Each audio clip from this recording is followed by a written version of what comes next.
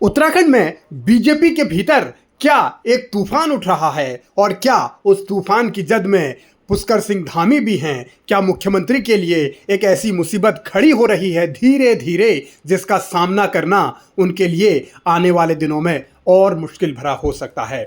मौजूदा हालात में बीजेपी भले ही ये दावा कर रही हो कि विकास के बहुत काम हो रहे हैं, लेकिन उसी काम पर सवाल बीजेपी के अंदर से ही उठ रहे हैं। बीते दिनों बिशन सिंह चुफाल ने सरकार की कार्यप्रणाली पर, कामकाज पर अधिकारियों का बहाना बनाकर सवाल उठाए थे, लेकिन समझा जा सकता है कि राज्य के हालात और खास तौर पर बीजेपी के अंदरूनी हालात किस तरीके के बन रहे हैं। काम बढ़िया काम हो रहा था, लेकिन शासन की ओर से जो अधिकारी की ओर से ऐसा पत्र आया तो ऐसे अधिकारी जो है उनकी जो मानसिकता है, जो सरकार जो विशेष कर रहा कार्य होते हैं विकास कार्य, उनमें रुचि नहीं है। कुछ अधिकारी ऐसे, अब ये नहीं करेंगे सभी, ऐसे अधिकारियों को महत्वपूर्ण पद पर नहीं बैठाना चाहिए,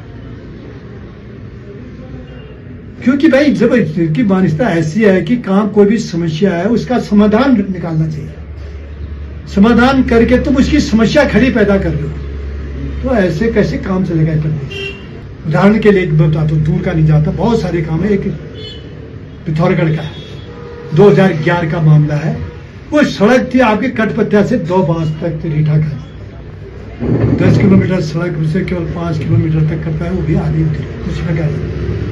हमने एक बार जब कहा भाई फटाफट आपका इन ठेकेदारों का फाइनल करिए, दोबारा टेंडर लगाइए, पेनल्टी इन पर पेनल्टी ठोके, जो आपके अग्रीमेंट में नियम है, जो अग्रीमेंट में उनके साथ अग्रीमेंट हुआ उस हिसाब से आप काम करिए। लेकिन अब 15 साल वो मामला अभी भी फाइल में पड़ा है।